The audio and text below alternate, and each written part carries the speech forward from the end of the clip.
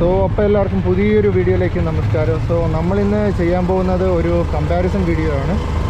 Extreme 125R versus T V S ride 125. ഇതിൻ്റെ comparison video ആണ് നമ്മളിപ്പോൾ ചെയ്യാൻ പോകുന്നത്. സോ നമുക്ക് ആദ്യം തന്നെ പറയുകയാണെങ്കിൽ എനിക്ക് ലുക്ക് വൈസ് എനിക്ക് ഏറ്റവും കൂടുതൽ ഇഷ്ടപ്പെട്ട എക്സ്ട്രീം 125 ആണ്. അതാണ് one of the main reason ഞാൻ ഈ വണ്ടി എടുക്കാൻ ഉള്ള കാരണം. സോ ഞാൻ റൈഡറിനെ ഒരിക്കലും കംപ്ലൈൻറ്റ് പറയത്തില്ല, ബിക്കോസ് അതൊരു നല്ലൊരു വണ്ടിയാണ്. പ്ലസ് എനിക്ക് റൈഡറിനെ കുറിച്ച് ഏറ്റവും കൂടുതൽ ഇഷ്ടപ്പെട്ട കാര്യം എന്ന് വെച്ചാൽ അതിൻ്റെ എക്സോസ്റ്റ് ആണ്. ഓൾമോസ്റ്റ് 400 cc വരുന്ന എക്സോസ്റ്റിൻ്റെ സൗണ്ടാണ് നമുക്ക് റൈഡറിൽ കേൾക്കാൻ പറ്റുന്നത്. അത് ഒരുമായി എന്തൊരു നല്ല വലിയ സൗണ്ടാണ്. ഞാൻ ഇപ്പം നേരത്തെ പറഞ്ഞ പോലെ തന്നെ നല്ല വലിയ CC വരുന്ന ഹലോ ഡോഗിഷ് കിടന്നുറങ്ങി പോകാം. വലിയ CC വരുന്ന വണ്ടികൾക്ക് ഉള്ള എക്സോസ്റ്റ് സൗണ്ടാണ് നമുക്ക് റൈഡറിന് കരുതുന്നത്. സോ അത് മാത്രമാണ് എനിക്ക് ആക്ച്വലി പോസിറ്റീവായിട്ട് ഈ വണ്ടിക്ക് പറയാനുള്ളത്. ലുക്ക് വൈസ് എനിക്ക് എക്സ്ട്രീമാണ് ബെറ്ററായിട്ട് തോന്നിയത്. പിന്നെ മൈലേജ് കമ്പാരിസൺ ചെയ്യുമ്പം ചിലവർ പറയുന്നു റൈഡറിന് നല്ല മൈലേജ് ഉണ്ട്, ഓൾമോസ്റ്റ് 60-65 ഒക്കെ കിട്ടുന്നുണ്ടെന്നാണ് പറയണം. കമ്പനി ക്ലെയിം ചെയ്യുന്നത് 60 അല്ലെങ്കിൽ 60 താഴെ കണ്ടാണ് കമ്പനി ക്ലെയിം ചെയ്യുന്നത്. ഞാൻ ചില യൂസ് ചെയ്യുന്ന ആൾക്കാരൊക്കെ പറയുന്നത് അവർക്ക് 60 എബോവ് കിട്ടുന്നുണ്ടെന്നൊക്കെ പറയുന്നുണ്ട്. പിന്നെ എക്സ്ട്രീമിനെ വെച്ച് പറയുകയാണെങ്കിൽ 60+ തന്നെയാണ്. മര്യാദയ്ക്കൊരു 50 താഴെ അല്ല, ഒരു 55 താഴെയൊക്കെ മര്യാദയ്ക്ക് ഓടിക്കുന്നവർക്ക് ഒരു 60+ മൈലേജ് കിട്ടുന്നുണ്ട്. ഒരു 70 തന്നെ കിട്ടുന്നുണ്ടെന്നൊക്കെ പറയുന്നുണ്ട്. എൻ്റെ ലൈവ് ഇത് ഞാൻ ഇട്ടൊക്കെയാണ്. പയ്യെ പോകുമ്പം അത് നമുക്ക് വിശ്വസിക്കാൻ പറ്റില്ല, ബട്ട് 70 ഒക്കെ നമുക്ക് കിട്ടുമെന്ന് പ്രതീക്ഷിക്കാം.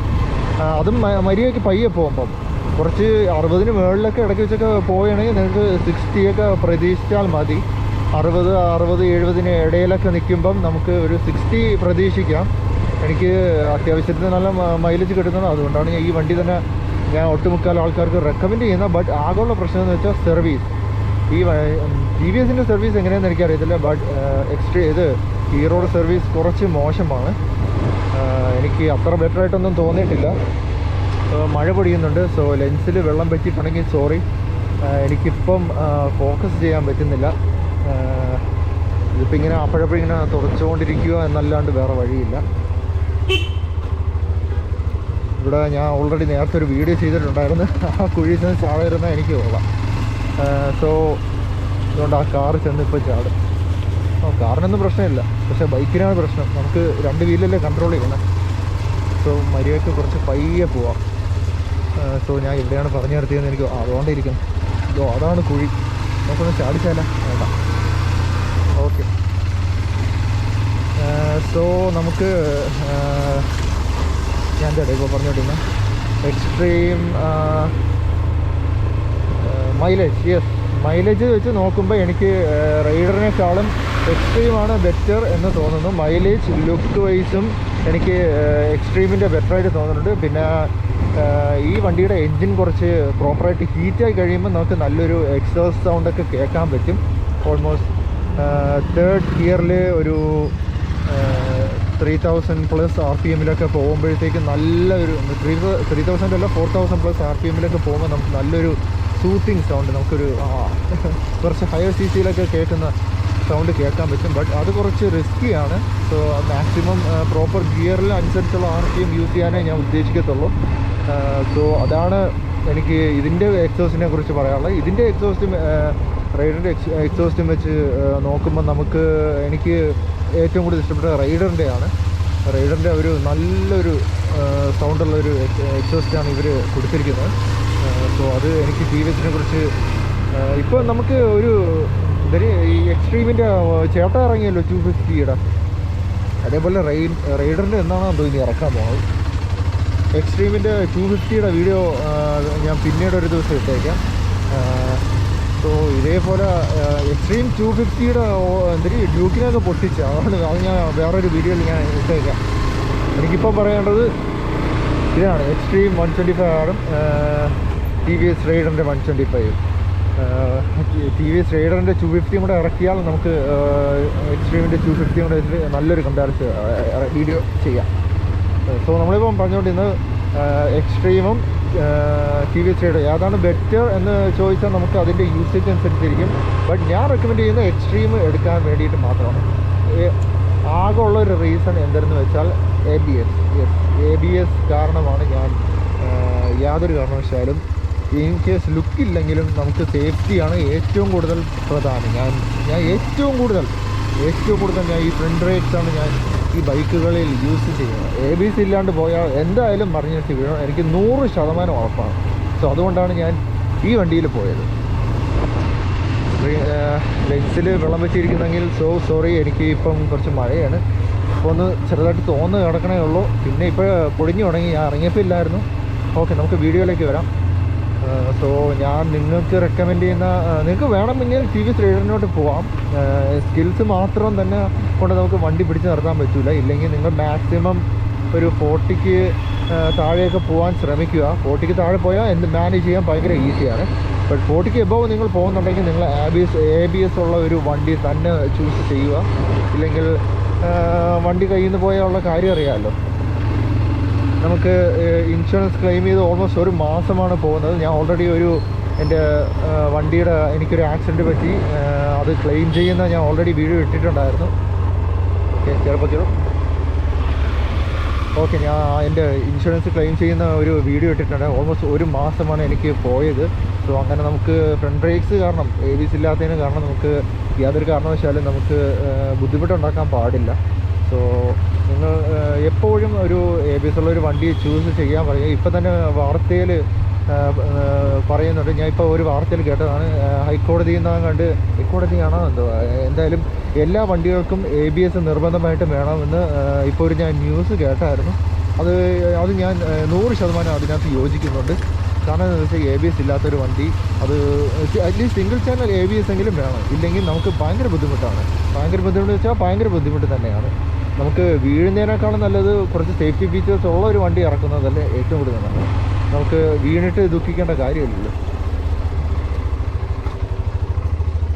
ഈവൻ നമ്മുടെ ബജാജിൻ്റെ പ്ലാറ്റിന 110 ഇല്ലേ, 110 cc ബജാജിൻ്റെ പ്ലാറ്റിന, അതുവരെ നമുക്ക് ABS പ്രൊവൈഡ് ചെയ്യുന്നുണ്ട്, സിംഗിൾ ചാനൽ ABS.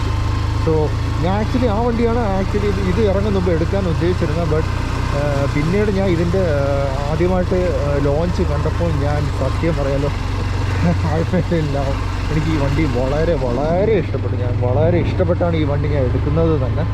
സോ ഞാൻ ഒരിക്കലും റിഗ്രറ്റ് ചെയ്യൂല ഞാൻ ഈ വണ്ടി എടുത്തതിനെക്കുറിച്ച്. സോ ഞാൻ ഇപ്പോഴും പറയുകയാണെങ്കിൽ എനിക്ക് ഇപ്പോഴും TVS റൈഡറും എക്സ്ട്രീം 125R വെച്ച് നോക്കുകയാണെങ്കിൽ ഞാൻ 100% എക്സ്ട്രീമേ ഞാൻ പോകത്തുള്ളൂ. എക്സ്ട്രീം ബെറ്റർ ആണെന്നൊന്നും ഞാൻ പറയത്തില്ല. ബട്ട് എനിക്ക് ഇപ്പോൾ വെച്ച് നോക്കുമ്പോൾ ഞാൻ കുറേ കമ്പാരിസൺ ചെയ്തു. ഞാൻ ആക്ച്വലി ബജാജിൻ്റെ പൾസർ NS 125 ഞാൻ എടുക്കാൻ ഉദ്ദേശിച്ചിട്ടുണ്ടായിരുന്നു. ബട്ട് മൈലേജ് ഇല്ലാത്ത വണ്ടിയാണ്ട് എന്നെക്കൊണ്ട് അഫോർഡ് ചെയ്യാൻ പറ്റില്ല എന്നുള്ളത് കൊണ്ട് മാത്രമാണ് ഞാൻ ഈ വണ്ടിയിലോട്ട് വരാൻ കാരണം.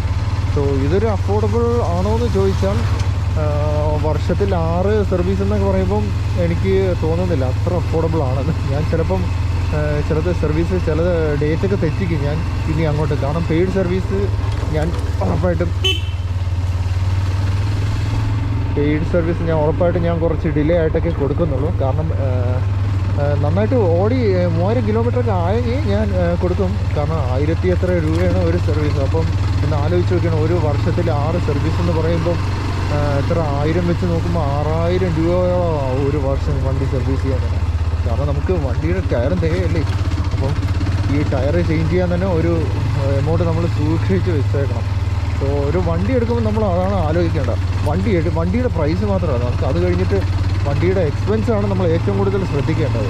വണ്ടിയുടെ പാർട്സ്, വണ്ടിയുടെ ടയർ മാറണം, പെട്രോള്, പിന്നെ വണ്ടിയുടെ വർഷത്തിൽ സർവീസുകൾ, അതെല്ലാം നമുക്ക് നോക്കിയിട്ട് വേണ്ടി മാത്രമേ നമുക്ക് കയ്യിൽ ഒതുങ്ങുന്നുണ്ടെങ്കിൽ മാത്രമേ നമുക്ക് വണ്ടി എടുക്കാവുള്ളൂ. സോ അതുകൊണ്ട് മാത്രമാണ് ഞാൻ ഈ എക്സ്ട്രീമിൻ്റെ 125R എടുക്കാൻ ഉദ്ദേശിച്ചത്. സോ ഇതൊരു റേസിംഗ് എഡിഷൻ ആണെന്ന് വേണമെങ്കിൽ നമുക്ക് പറയാം. കാരണം 125R എന്നല്ല ഈ വണ്ടീനെ വിശദീകരിക്കുന്നത്. സോ R എന്ന് വരുന്നത് റേസിംഗ് എന്നാണ് പറയുന്നത്. സോ ഇത് എക്സ്ട്രീമിൻ്റെ 125R റേസിംഗ് മോഡൽ തന്നെയാണെന്ന് തന്നെ നമുക്ക് പറയാം. കാരണം അതുകൊണ്ടല്ല ഇങ്ങനെ ആർന്നിട്ടായിരുന്നു. സോ ഇതാണ് നമ്മുടെ എക്സ്ട്രീം വേഴ്സസ് TVS 120 റൈഡറിൻ്റെ കമ്പാരിസൺ വീഡിയോ. എനിക്ക് ആക്ച്വലി TVS ഇഷ്ടപ്പെട്ടു, പക്ഷേ ലുക്ക് വൈസ് അല്ല. ഞാൻ ഓൾറെഡി പറഞ്ഞിട്ടുണ്ടായിരുന്നു ഓട്ടിക്കരുത്. ഓക്കെ ഇല്ല. ഓക്കെ, നമ്മൾ പറഞ്ഞു വരുന്നത് ABS ഉണ്ടെങ്കിൽ ഒട്ടുമുക്കാൽ ആൾക്കാരും ഈ വണ്ടീനേക്കാളും എനിക്ക് തോന്നുന്നത് ചിലപ്പോൾ റൈഡറിനെ തന്നെ ചൂസ് ചെയ്യുമെന്നാണ്. ബട്ട് റൈഡറിന് കുറച്ചുകൂടെ പ്രൈസ് കൂടും. ഇപ്പോൾ എത്രയാണ് ഷോറൂം പ്രൈസ് റൈഡറിന് വരുന്നത്? ABS ഉള്ള നമ്മുടെ എക്സ്ട്രീമിന് 99,000 സംതിങ് ആണ് വരുന്നത്. ABS ഏറ്റവും കൂടുതൽ ഉപകാരമുള്ളൊരു വണ്ടി തന്നെയാണ്. സോ അത് ഞാൻ 100% അതിനകത്ത് യോജിക്കുന്നുണ്ട്. അതിൽ യാതൊരു കാരണവശാലും ഞാൻ ഒരു വിട്ടുവീഴ്ചയില്ല. സോ ഇതാണ് നമ്മുടെ Xtreme versus rider comparison video. So എല്ലാവർക്കും വീഡിയോ ട്യൂൺ ഇൻ ചെയ്തതിന് വളരെ നന്ദിയുണ്ട്. സോ പോകുന്ന മുമ്പ് ചാനൽ ഒന്ന് സപ്പോർട്ട് ചെയ്യാൻ മറക്കണ്ട. So see you in the next video. By.